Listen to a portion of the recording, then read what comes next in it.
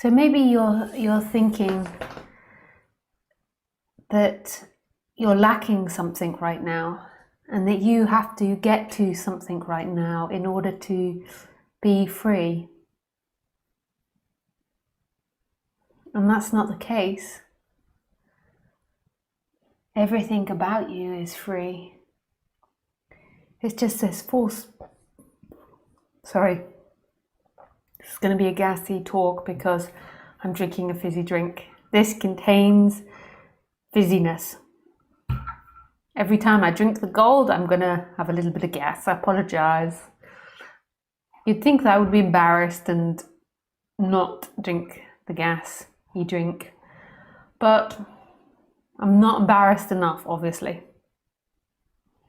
I have to small the picture of me, otherwise I'll keep looking at it.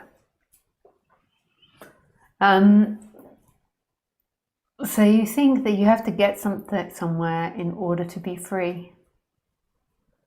And this is the total misperception. You're free right now. There is freedom right now. You think that you're looking from behind your eyes and that you are a personality structure and you're the person that came into this room and that is going out tonight and has a life and has a job. But that's not who you actually are. Who you are is this presence and this empty looking, which is also nothing and everything. And it's appearing in the appearances. So you think you're limited and you're in here, but you're actually all appearances, which are nothing, appearing as everything. So not a thing appearing as everything. So traditionally in Advaita, that would be called, you would be call it consciousness. There'll be the nothing, the consciousness, the I am, the person, and then the world. And it's even more intimate than the idea of consciousness because you're actually the appearances. So it feels like you're looking from this angle, but actually you are everything that arises, and that is empty.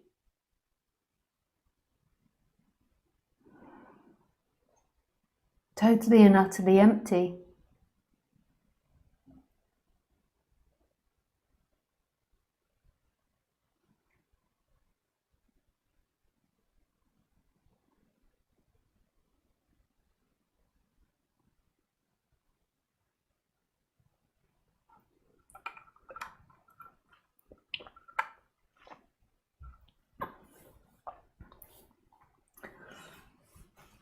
But what's happened is that you've attached to the person and you believe you're someone moving in time, and you believe you have things and that you've got to do things and that you've got to get things in order to be happy, in order to be content.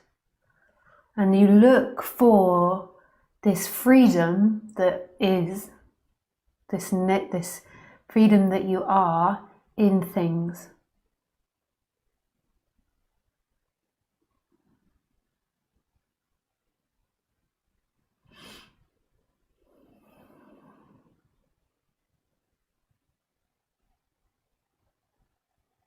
In getting something, in completing something. Even here, the mind might be telling you that there is something else you need in order to be complete. And there is a belief in that, so your mind begins to imagine yourself moving through time and how it can achieve that. And it's doing it all the time. Even in all the conversations you have, you're trying to get to a better now. So if you're having a conversation in your head about how annoying someone is, it's an attempt to get to a better now. If you're having a conversation in your head about the computer you're going to buy, it's about trying to get to the better now. You have everything, you are everything, and it's heavenly, deeply relaxing. It's who you are.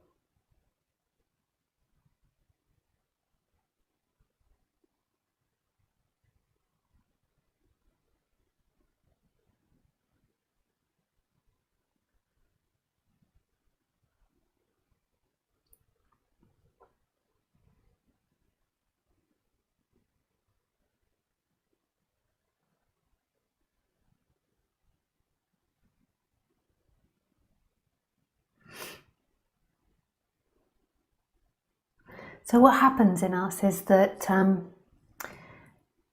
we're born free. We're this expansive beingness, this expansive vital aliveness. And there's no boundary between you and the world. So the baby doesn't think, oh, this is my hand and this is my edge. There is no difference to the baby between this hand and the world out there. There isn't time and distance and space. So when the baby's hand is touching the cot, the baby can't say, I am separate from the cot. It is everything that it's experiencing, that is being experienced. And the baby also doesn't have a center. It doesn't have this feeling like, I am in the body. I am Joseph. I am Joseph. And I am popular and I am likable. It just is. It's just alive and present and free.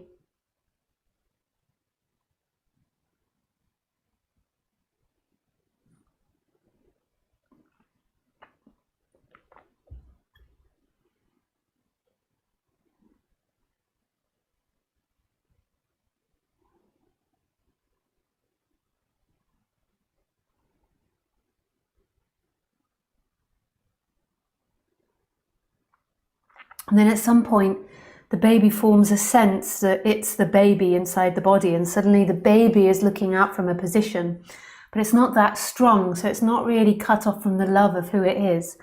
But as the baby gets older, that sense of separation becomes stronger and stronger.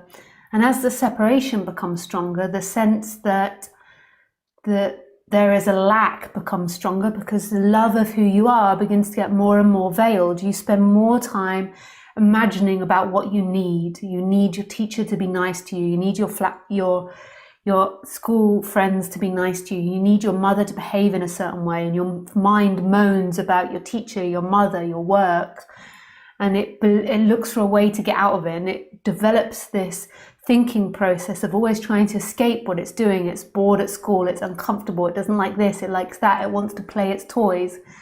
And in the beginning, it's not very big, so the child still has this sense of wonder and love for the world, this intimacy with what's happening.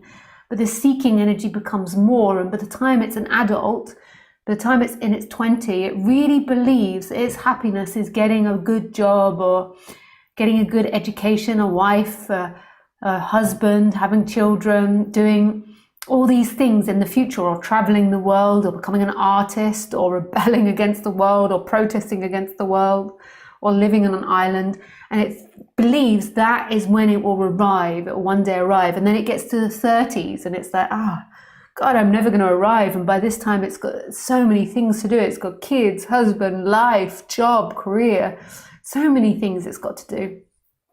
And then it's like, when the kids get older, or when I get more time, or when I get a pay rise, or when I can work less.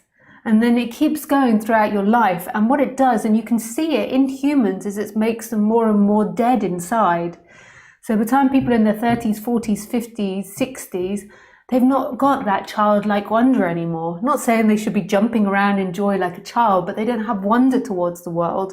They have a conception about what everything's going to be, and whether it's going to get them home. And they're always waiting to arrive home, and they become more and more disappointed through time. When am I going to arrive home? When am I going to get there?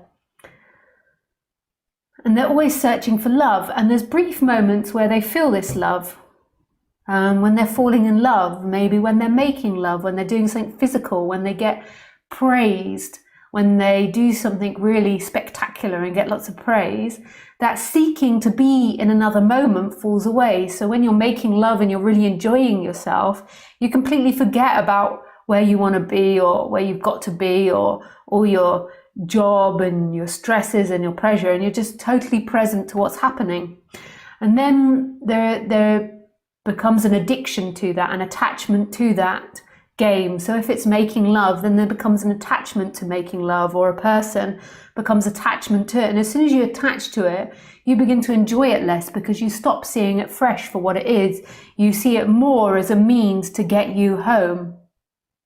And then you don't allow it to be whatever it is in the moment. You've got an idea of what you need and want it to be.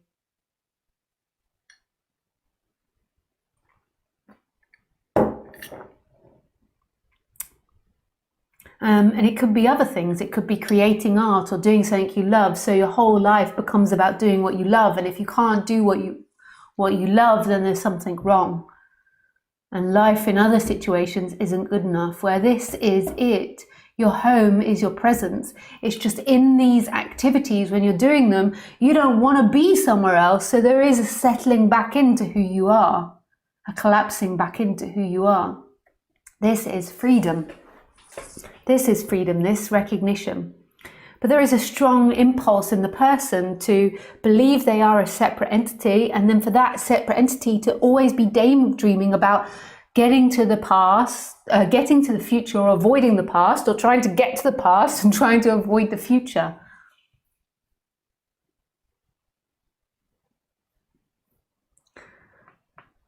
And it's not going to work. Ce n'est pas.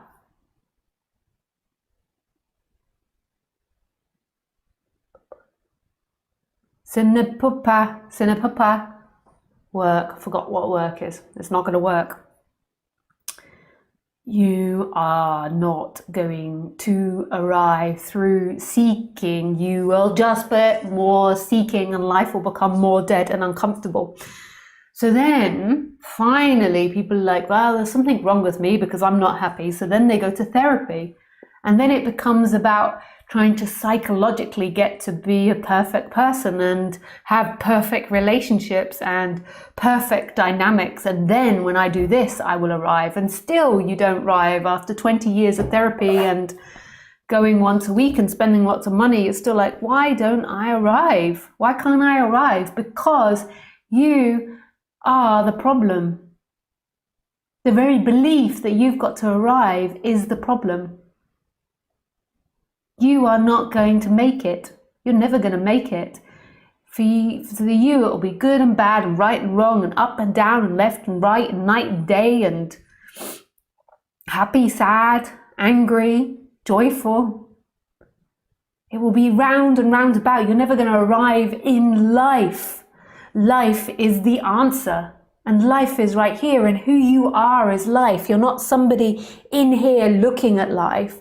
You are life. There is no time and space and distance. You think you're here looking and there's space and there's distance between you and the other object, but there is only looking, and looking is in the space, it's in the object, and it's you.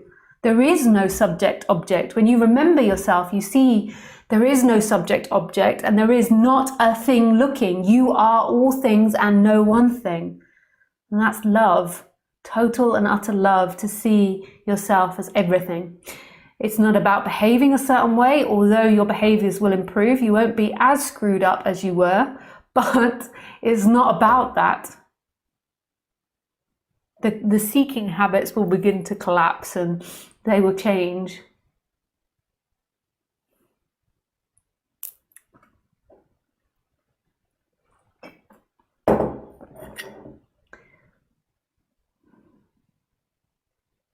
You are free as this. This is love. This is everything you ever look for. All your imaginings about coming and going are just imagining. Have you ever not been here? Has it ever not been this? Has it ever been then? Has it ever been future? Only in your imagination. I've arrived at the future. But you're still here. It's just the scenery changed. Your memory's changed. But you're always here. You're always conscious and present to what's happening. And your consciousness isn't separate from all the appearances, and all the appearances are not a thing which appear as everything.